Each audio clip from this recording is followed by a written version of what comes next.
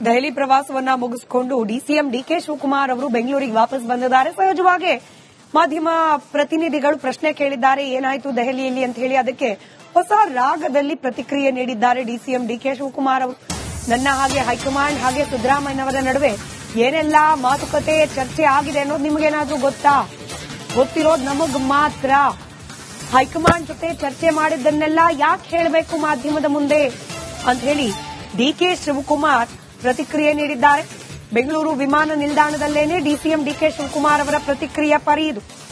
140 ಶಾಸಕರ ಬೆಂಬಲ ಕೂಡ ನನಗಿದೆ, ಕಾದ್ ನೋಡೋಣ, ಕಾಲ ಎಲ್ಲದಕ್ಕೂ ಉತ್ತರ ಕೊಡುತ್ತೆ ಅಂತ ಹೇಳಿ ಡಿಸಿಎಂ ಡಿಕೆ ಶಿವಕುಮಾರ್ ಪ್ರತಿಕ್ರಿಯೆ ನೀಡಿದ್ದಾರೆ.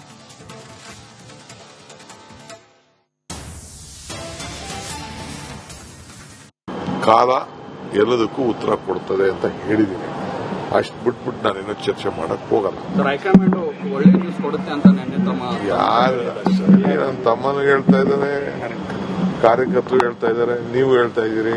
ತಮ್ಮ ಬೆಂಬಲಿಗರು ಕೂಡ ಸಾಕಷ್ಟು ನಿರೀಕ್ಷೆ. ಯಾರು ಹೇಳಿದ್ರಿ? 140 ಜನ ಬೆಂಬಲಕ್ಕಿದ್ದಾರೆ. 140 ಜನ ಬೆಂಬಲಕ್ಕಿದ್ದಾರೆ, ಇನ್ಕ್ಲೂಡಿಂಗ್ ಚೀಫ್ ಮಿನಿಸ್ಟರ್ ಲಿಕ್ಕಿದ್ದಾರೆ. ನಿಮ್ಗೆ ಗೊತ್ತಿದ್ಯಾ ನಾನು ಚೀಫ್ ಮಿನಿಸ್ಟರ್ ಏನ್ ಮಾತಾಡಿದೀವಿ ಅಂತ? ರಾಹುಲ್ ಸಮ್ಮುಖದಲ್ಲೇ ನಾವೇನ್ ಮಾತಾಡ್ಕೊಂಡಿದೀವಿ, ಹೈಕಮಾಂಡ್ ಸಮ್ಮುಖದಲ್ಲಿ ಏನ್ ಮಾತಾಡಿದ್ವಿ, ಯಾರು ಎಲ್ಲ ಕೂತ್ಕೊಂಡು ನಾವೇನ್ ತೀರ್ಮಾನ ಮಾಡಿದ್ವಿ ಅಂತ ನಮ್ಗೆ ಗೊತ್ತಿದೆ. ಅದನ್ನ ನಾನು ಬಹಿರಂಗದಲ್ಲಿ ನಿಮ್ಮ ಹತ್ರ ಮಾಧ್ಯಮದಲ್ಲಿ ನಾನು ಚರ್ಚೆ ಮಾಡಕ್ಕಾಗ್ತದ? ನಾನು ಚರ್ಚೆ ಮಾಡಕ್ ಹೋಗುದಿಲ್ಲ. ಎಲ್ಲದಕ್ಕೂ ಒಂದು ಕಾಲ ಇದೆ, ಆ ಕಾಲ ಎಲ್ಲದಕ್ಕೂ ಉತ್ತರ ಕೊಡ್ತದೆ. ಏಪ್ರಿಲ್ ನಲ್ಲಿ ಈ ರೀತಿಯಾದಂತಹ ಒಂದು ಒಳ್ಳೆ ಸುದ್ದಿ ಬರ್ತದೆ ಅಂತ ಚರ್ಚೆಗಳು ನಡೆದಿದೆ. ಏಪ್ರಿಲ್ ತಿಂಗಳಲ್ಲಿ ನೋಡೋಣ. ಈಗ ಯಾಕಂದ್ರೆ ಮಾತು ಕಾಲ ಎಲ್ಲದಕ್ಕೂ ಉತ್ತರ ಕೊಡ್ತದೆ ಅಂತ ಹೇಳಿದ್ದೀನಿ. ಅಷ್ಟು ಬಿಟ್ಬಿಟ್ಟು ನಾನೇನೋ ಚರ್ಚೆ ಮಾಡಕ್ ಹೋಗಲ್ಲ. ಹೈಕಮಾಂಡ್ ಒಳ್ಳೆ ನ್ಯೂಸ್ ಕೊಡುತ್ತೆ ಅಂತ ಯಾರು ನನ್ನ ತಮ್ಮನ ಹೇಳ್ತಾ ಇದ್ದಾರೆ, ಕಾರ್ಯಕರ್ತರು ಹೇಳ್ತಾ ಇದ್ದಾರೆ, ನೀವು ಹೇಳ್ತಾ ಇದ್ದೀರಿ. ತಮ್ಮ ಬೆಂಬಲಿಗರು ಕೂಡ ಸಾಕಷ್ಟು ನಿರೀಕ್ಷೆ. ಯಾರು ಹೇಳಿದ್ರಿ? 140 ಜನ ಬೆಂಬಲಕ್ಕಿದ್ದಾರೆ. 140 ಜನ ಬೆಂಬಲಕ್ಕಿದ್ದಾರೆ, ಇನ್ಕ್ಲೂಡಿಂಗ್ ಚೀಫ್ ಮಿನಿಸ್ಟರ್ ನನ್ನ ಬೆಂಬಲಕ್ಕಿದ್ದಾರೆ. ನಿಮ್ಗೆ ಗೊತ್ತಿದ್ಯಾ ನಾನು ಚೀಫ್ ಮಿನಿಸ್ಟರ್ ಏನ್ ಮಾತಾಡಿದೀವಿ ಅಂತ? ರಾಹುಲ್ ಮತ್ತಷ್ಟು ಡೀಟೇಲ್ಸ್ನೊಂದಿಗೆ ನಮ್ಮ ಪ್ರತಿನಿಧಿ ಹನುಮಂತು ನೇರ ಸಂಪರ್ಕದಲ್ಲಿದ್ದಾರೆ. ಹನುಮಂತು, 140 ಮಂದಿ ಬೆಂಬಲ ಇದ್ದಿದ್ರೆ ಬಹುಶಃ ಇಷ್ಟೊತ್ತಿಗೆ ಡಿಸಿಎಂ ಅಲ್ಲಿರುವ ಡಿ ಹೋಗಿ ಸಿಎಂ ಆಗಬೇಕಾಗಿತ್ತು. ಆದ್ರೆ ಹೈಕಮಾಂಡ್ ಈಗಲೂ ಕೂಡ ಸ್ಪಷ್ಟವಾದ ಸಂದೇಶ ಕೊಟ್ಟು ಕಳಿಸಿಲ್ಲ ಅನ್ನೋದು ಅವ್ರ ಮಾತುಗಳಲ್ಲಿ ವ್ಯಕ್ತವಾಗ್ತಾ ಇದೆಯಾ ಹೇಗೆ ಅಂತ?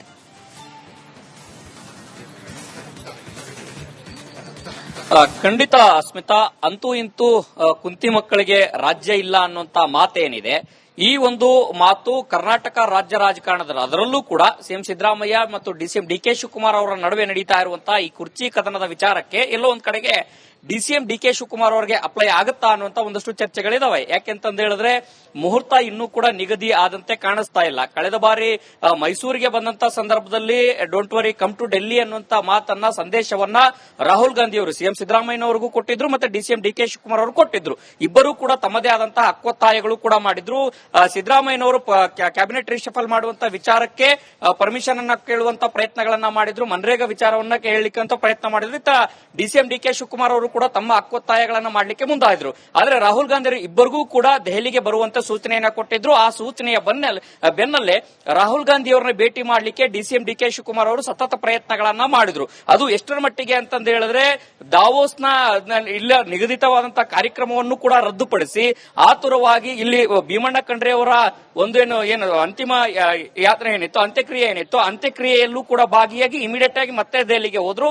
ನಿನ್ನೆನೂ ಕೂಡ ಸುದೀರ್ಘವಾಗಿ ಬೆಳಗ್ಗೆಯಿಂದನೂ ಕೂಡ ಸಂಜೆವರೆಗೂ ರಾಹುಲ್ ಗಾಂಧಿ ಅವರ ಭೇಟಿಗೂ ಕೂಡ ದೆಹಲಿಯಲ್ಲೇ ಕಾದಿದ್ರು. ಆದ್ರೂ ಕೂಡ ಭೇಟಿಗೆ ಆಗಿಲ್ಲ. ಮೂಲಗಳ ಪ್ರಕಾರ ಕರ್ನಾಟಕದ ರಾಜ್ಯದ ರಾಜಕಾರಣದ ವಿಚಾರದಲ್ಲಿ ಒಂದು ಅಂತಿಮ ನಿರ್ಧಾರವನ್ನ ತೆಗೆದುಕೊಳ್ಳಬೇಕು ಅಂತಂದು ಹೇಳಿದ್ರೆ ಸೋನಿಯಾ ಗಾಂಧಿ ಅವರು, ರಾಹುಲ್ ಗಾಂಧಿ ಮತ್ತು ಎಐಸಿಸಿ ಅಧ್ಯಕ್ಷ ಮಲ್ಲಿಕಾರ್ಜುನ್ ಖರ್ಗೆ ಅವರು ಮತ್ತೊಂದು ಸುತ್ತಿನ ಮಾತುಕತೆಯನ್ನ ನಡೆಸಿಯೇ ಒಂದಷ್ಟು ತೀರ್ಮಾನವನ್ನು ತೆಗೆದುಕೊಳ್ಳಬೇಕು ಆದಂತಹ ಅನಿವಾರ್ಯ ಪರಿಸ್ಥಿತಿಗ ಎದುರಾಗಿರುವಂತಹ ಹಿನ್ನೆಲೆಯಲ್ಲಿ ಆ 3 ಜನ ನಾಯಕರು ಯಾವಾಗ ಒಂದು ಸಭೆಯನ್ನ ನಡೆಸಿ ಯಾವಾಗ ಸುದ್ದಿಯನ್ನ ಕೊಡ್ತಾರೆ ಅನ್ನುವಂಥದ್ದು ಕೂಡ ಕಾದು ನೋಡುವಂತಹ ತಂತ್ರಕ್ಕೆ ಡಿಸಿಎಂ ಡಿಕೆ ಶಿವಕುಮಾರ್ ಅವರು ಬಣದಲ್ಲಿ ಹೇಳ್ತಾ ಇರುವಂತದ್ದು. ಇದರ ಹೊರತಾಗಿ ಡಿಸಿಎಂ ಡಿಕೆ ಶಿವಕುಮಾರ್ ಅವರು ಕೂಡ ತಮ್ಮ ಭೇಟಿಯ ವಿಚಾರಕ್ಕೆ ಯಾವುದೇ ರೀತಿಯ ಒಂದಷ್ಟು ಕಾಲವೇ ಎಲ್ಲವೂ ಉತ್ತರ ಕೊಡುತ್ತೆ ಅನ್ನುವಂಥದ್ದು ಕೂಡ ಎಲ್ಲ ಒಂದ್ ಕಡೆಗೆ ಕಾದು ನೋಡುವ ಹಂತಕ್ಕೆ ಡಿಕೆ ಶಿವಕುಮಾರ್ ಅವರು ಹೋಗ್ತಾ ಇದ್ದಾರಾ? ಯಾಕೆಂತ ಹೇಳಿದ್ರೆ ಒಂದ್ ಕಡೆಗೆ ಪಂಚರಾಜ್ಯಗಳ ಚುನಾವಣೆ ಆಗಿರ್ಬೋದು, ಮತ್ತೊಂದು ಕಡೆಗೆ ಚಳಿಗಾಲದ ಜಂಟಿ ಅಧಿವೇಶನ ಜನವರಿ 22ರಿಂದ ಜಂಟಿ ಅಧಿವೇಶನ ಪ್ರಾರಂಭ ಆಗುತ್ತೆ. ಸ್ಥಳೀಯ ಚುನಾವಣೆಗಳು, ಜಿಬಿಎ ಚುನಾವಣೆ, ಎಲ್ಲಾ ಒಂದಲ್ಲ ಒಂದು ಬ್ಯಾಕ್ ಟು ಬ್ಯಾಕ್ ಪೊಲಿಟಿಕಲ್ ಕಾರ್ಯಚಟುವಟಿಕೆಗಳ ಹಿನ್ನೆಲೆಯಲ್ಲಿ ಹೈಕಮಾಂಡ್ ಕೂಡ ಇದರ ಬಗ್ಗೆ ಎಲ್ಲೋ ಒಂದು ಕಡೆಗೆ ಮೌನವಾಗಿದೆಯಾ ಅನ್ನುವಂಥ ಪ್ರಶ್ನೆಗಳಿರುವಂತದ್ದು. ಈ ಕಾರಣಕ್ಕಾಗಿನೇ ಹೈಕಮಾಂಡ್ ಇಂದ ಯಾವುದೇ ರೀತಿಯ ಒಂದು ಸ್ಪಷ್ಟವಾದಂತಹ ಸೂಚನೆ ಬಾರದ ಕಾರಣಕ್ಕಾಗಿ ಡಿಸಿಎಂ ಡಿಕೆ ಶಿವಕುಮಾರ್ ಅವರು ಕಾಲವೇ ಎಲ್ಲದಕ್ಕೂ ಉತ್ತರ ಕೊಡುತ್ತೆ ಅನ್ನುವಂತ ಒಂದಷ್ಟು ಹೇಳಿಕೆಗಳನ್ನ ಕೊಡ್ತಾರಂತದ್ದು. ಒಂದೊಮ್ಮೆ ಹೈಕಮಾಂಡ್ ನಾಯಕರಿಂದ ಒಂದು ಸ್ಪಷ್ಟ ಸಂದೇಶ ಏನಾದರೂ ಡಿಸಿಎಂ ಡಿಕೆ ಶಿವಕುಮಾರ್ ಅವರಿಗೆ ಸಿಕ್ಕಿದ್ರೆ ಅವರ ರಾಜಕೀಯ ಚಟುವಟಿಕೆಗಳಿಗೆ ಬೇರೆ ಸ್ಟೈಲ್ ನಲ್ಲಿ ಇರ್ತಾ ಇತ್ತು. ದೆಹಲಿ ಪ್ರವಾಸವನ್ನ ಮುಗಿಸಿಕೊಂಡು ಡಿಸಿಎಂ ಡಿಕೆ ಶಿವಕುಮಾರ್ ಅವರು ಬೆಂಗಳೂರಿಗೆ ವಾಪಸ್ ಬಂದಿದ್ದಾರೆ. ಸಹಜವಾಗಿ ಮಾಧ್ಯಮ ಪ್ರತಿನಿಧಿಗಳು ಪ್ರಶ್ನೆ ಕೇಳಿದ್ದಾರೆ, ಏನಾಯ್ತು ದೆಹಲಿಯಲ್ಲಿ ಅಂತ ಹೇಳಿ. ಅದಕ್ಕೆ ಹೊಸ ರಾಗದಲ್ಲಿ ಪ್ರತಿಕ್ರಿಯೆ ನೀಡಿದ್ದಾರೆ ಡಿಸಿಎಂ ಡಿಕೆ ಶಿವಕುಮಾರ್ ಅವರು.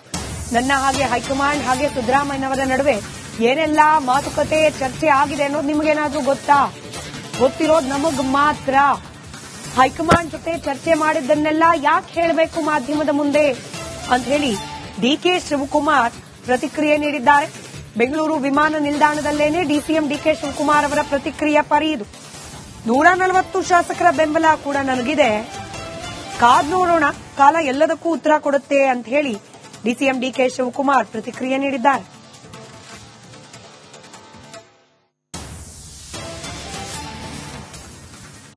ಕಾಲ ಎಲ್ಲದಕ್ಕೂ ಉತ್ತರ ಕೊಡ್ತದೆ ಅಂತ ಹೇಳಿದ್ದೀನಿ. ಅಷ್ಟು ಬಿಟ್ಬಿಟ್ಟು ನಾನೇನೋ ಚರ್ಚೆ ಮಾಡಕ್ ಹೋಗಲ್ಲ. ಹೈಕಮಾಂಡ್ ಒಳ್ಳೆ ನ್ಯೂಸ್ ಕೊಡುತ್ತೆ ಅಂತ ಯಾರು ನನ್ನ ತಮ್ಮನ ಹೇಳ್ತಾ ಇದ್ದಾರೆ, ಕಾರ್ಯಕರ್ತರು ಹೇಳ್ತಾ ಇದ್ದಾರೆ, ನೀವು ಹೇಳ್ತಾ ಇದ್ದೀರಿ. ತಮ್ಮ ಬೆಂಬಲಿಗರು ಕೂಡ ಸಾಕಷ್ಟು ನಿರೀಕ್ಷೆ. ಯಾರು ಹೇಳಿದ್ರಿ? 140 ಜನ ಬೆಂಬಲಕ್ಕಿದ್ದಾರೆ. 140 ಜನ ಬೆಂಬಲಕ್ಕಿದ್ದಾರೆ, ಇನ್ಕ್ಲೂಡಿಂಗ್ ಚೀಫ್ ಮಿನಿಸ್ಟರ್ ಲಿಕ್ಕಿದ್ದಾರೆ. ನಿಮ್ಗೆ ಗೊತ್ತಿದ್ಯಾ ನಾನು ಚೀಫ್ ಮಿನಿಸ್ಟರ್ ಏನ್ ಮಾತಾಡಿದೀವಿ ಅಂತ? ರಾಹುಲ್ ಸಮ್ಮುಖದಲ್ಲೇ ನಾವೇನ್ ಮಾತಾಡ್ಕೊಂಡಿದೀವಿ, ಹೈಕಮಾಂಡ್ ಸಮ್ಮುಖದಲ್ಲಿ ಏನ್ ಮಾತಾಡಿದ್ವಿ, ಯಾರು ಎಲ್ಲ ಕೂತ್ಕೊಂಡು ನಾವೇನ್ ತೀರ್ಮಾನ ಮಾಡಿದ್ವಿ ಅಂತ ನಮ್ಗೆ ಗೊತ್ತಿದೆ. ಅದನ್ನ ನಾನು ಬಹಿರಂಗದಲ್ಲಿ ನಿಮ್ಮ ಹತ್ರ ಮಾಧ್ಯಮದಲ್ಲಿ ನಾನು ಚರ್ಚೆ ಮಾಡಕ್ಕಾಗ್ತದ? ನಾನು ಚರ್ಚೆ ಮಾಡಕ್ ಹೋಗುದಿಲ್ಲ. ಎಲ್ಲದಕ್ಕೂ ಒಂದು ಕಾಲ ಇದೆ, ಆ ಕಾಲ ಎಲ್ಲದಕ್ಕೂ ಉತ್ತರ ಕೊಡ್ತದೆ. ಏಪ್ರಿಲ್ ನಲ್ಲಿ ಈ ರೀತಿಯಾದಂತಹ ಒಂದು ಒಳ್ಳೆ ಸುದ್ದಿ ಬರ್ತದೆ ಅಂತ ಚರ್ಚೆಗಳು ನಡೆದಿದೆ. ಏಪ್ರಿಲ್ ತಿಂಗಳಲ್ಲಿ ನೋಡೋಣ. ಈಗ ಯಾಕಾದ್ರೂ ಮಾತು? ಕಾಲ ಎಲ್ಲದಕ್ಕೂ ಉತ್ತರ ಕೊಡ್ತದೆ ಅಂತ ಹೇಳಿದ್ದೀನಿ. ಅಷ್ಟು ಬಿಟ್ಬಿಟ್ಟು ನಾನೇನೋ ಚರ್ಚೆ ಮಾಡಕ್ ಹೋಗಲ್ಲ. ಹೈಕಮಾಂಡ್ ಒಳ್ಳೆ ನ್ಯೂಸ್ ಕೊಡುತ್ತೆ ಅಂತ ಯಾರು ನನ್ನ ತಮ್ಮನ ಹೇಳ್ತಾ ಇದ್ದಾರೆ, ಕಾರ್ಯಕರ್ತರು ಹೇಳ್ತಾ ಇದ್ದಾರೆ, ನೀವು ಹೇಳ್ತಾ ಇದ್ದೀರಿ. ತಮ್ಮ ಬೆಂಬಲಿಗರು ಕೂಡ ಸಾಕಷ್ಟು ನಿರೀಕ್ಷೆ. ಯಾರು ಹೇಳಿದ್ರಿ? 140 ಜನ ಬೆಂಬಲಕ್ಕಿದ್ದಾರೆ. 140 ಜನ ಬೆಂಬಲಕ್ಕಿದ್ದಾರೆ, ಇನ್ಕ್ಲೂಡಿಂಗ್ ಚೀಫ್ ಮಿನಿಸ್ಟರ್ ನನ್ನ ಬೆಂಬಲಕ್ಕಿದ್ದಾರೆ. ನಿಮ್ಗೆ ಗೊತ್ತಿದ್ಯಾ ನಾನು ಚೀಫ್ ಮಿನಿಸ್ಟರ್ ಏನ್ ಮಾತಾಡಿದೀವಿ ಅಂತ? ರಾಹುಲ್ ಮತ್ತಷ್ಟು ಡೀಟೇಲ್ಸ್ನೊಂದಿಗೆ ನಮ್ಮ ಪ್ರತಿನಿಧಿ ಹನುಮಂತು ನೇರ ಸಂಪರ್ಕದಲ್ಲಿದ್ದಾರೆ. ಹನುಮಂತು, 140 ಮಂದಿ ಬೆಂಬಲ ಇದ್ದಿದ್ರೆ ಬಹುಶಃ ಇಷ್ಟೊತ್ತಿಗೆ ಡಿಸಿಎಂ ಅಲ್ಲಿರುವ ಡಿ ಹೋಗಿ ಸಿಎಂ ಆಗಬೇಕಾಗಿತ್ತು. ಆದ್ರೆ ಹೈಕಮಾಂಡ್ ಈಗಲೂ ಕೂಡ ಸ್ಪಷ್ಟವಾದ ಸಂದೇಶ ಕೊಟ್ಟು ಕಳಿಸಿಲ್ಲ ಅನ್ನೋದು ಅವ್ರ ಮಾತುಗಳಲ್ಲಿ ವ್ಯಕ್ತವಾಗ್ತಾ ಇದೆಯಾ ಹೇಗೆ ಅಂತ?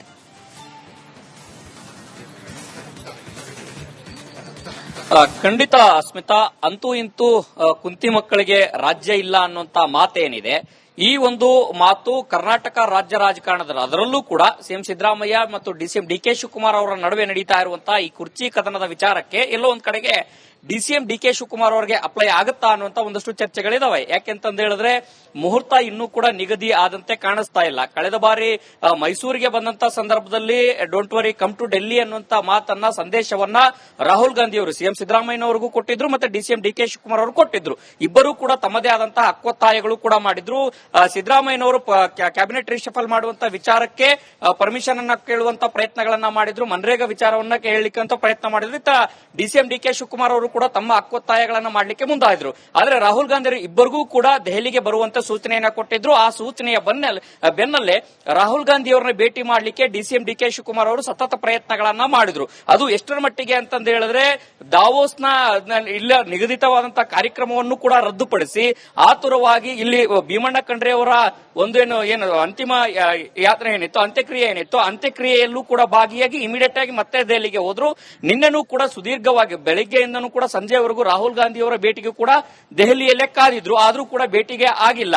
ಮೂಲಗಳ ಪ್ರಕಾರ ಕರ್ನಾಟಕದ ರಾಜ್ಯದ ರಾಜಕಾರಣದ ವಿಚಾರದಲ್ಲಿ ಒಂದು ಅಂತಿಮ ನಿರ್ಧಾರವನ್ನ ತೆಗೆದುಕೊಳ್ಳಬೇಕು ಅಂತಂದು ಹೇಳಿದ್ರೆ ಸೋನಿಯಾ ಗಾಂಧಿ ಅವರು, ರಾಹುಲ್ ಗಾಂಧಿ ಮತ್ತು ಎಐಸಿಸಿ ಅಧ್ಯಕ್ಷ ಮಲ್ಲಿಕಾರ್ಜುನ್ ಖರ್ಗೆ ಅವರು ಮತ್ತೊಂದು ಸುತ್ತಿನ ಮಾತುಕತೆಯನ್ನ ನಡೆಸಿಯೇ ಒಂದಷ್ಟು ತೀರ್ಮಾನವನ್ನು ತೆಗೆದುಕೊಳ್ಳಬೇಕು ಆದಂತಹ ಅನಿವಾರ್ಯ ಪರಿಸ್ಥಿತಿಗ ಎದುರಾಗಿರುವಂತಹ ಹಿನ್ನೆಲೆಯಲ್ಲಿ ಆ 3 ಜನ ನಾಯಕರು ಯಾವಾಗ ಒಂದು ಸಭೆಯನ್ನ ನಡೆಸಿ ಯಾವಾಗ ಸುದ್ದಿಯನ್ನ ಕೊಡ್ತಾರೆ ಅನ್ನುವಂಥದ್ದು ಕೂಡ ಕಾದು ನೋಡುವಂತಹ ತಂತ್ರಕ್ಕೆ ಡಿಸಿಎಂ ಡಿಕೆ ಶಿವಕುಮಾರ್ ಅವರು ಬಣದಲ್ಲಿ ಹೇಳ್ತಾ ಇರುವಂತದ್ದು. ಇದರ ಹೊರತಾಗಿ ಡಿಸಿಎಂ ಡಿಕೆ ಶಿವಕುಮಾರ್ ಅವರು ಕೂಡ ತಮ್ಮ ಭೇಟಿಯ ವಿಚಾರಕ್ಕೆ ಯಾವುದೇ ರೀತಿಯ ಒಂದಷ್ಟು ಕಾಲವೇ ಎಲ್ಲವೂ ಉತ್ತರ ಕೊಡುತ್ತೆ ಅನ್ನುವಂಥದ್ದು ಕೂಡ ಎಲ್ಲ ಒಂದ್ ಕಡೆಗೆ ಕಾದು ನೋಡುವ ಹಂತಕ್ಕೆ ಡಿಕೆ ಶಿವಕುಮಾರ್ ಅವರು ಹೋಗ್ತಾ ಇದ್ದಾರಾ. ಯಾಕೆಂತ ಹೇಳಿದ್ರೆ ಒಂದ್ ಕಡೆಗೆ ಪಂಚರಾಜ್ಯಗಳ ಚುನಾವಣೆ ಆಗಿರ್ಬೋದು, ಮತ್ತೊಂದು ಕಡೆಗೆ ಈ ಚಳಿಗಾಲದ ಜಂಟಿ ಅಧಿವೇಶನ ಜನವರಿ 22ರಿಂದ ಜಂಟಿ ಅಧಿವೇಶನ ಪ್ರಾರಂಭ ಆಗುತ್ತೆ.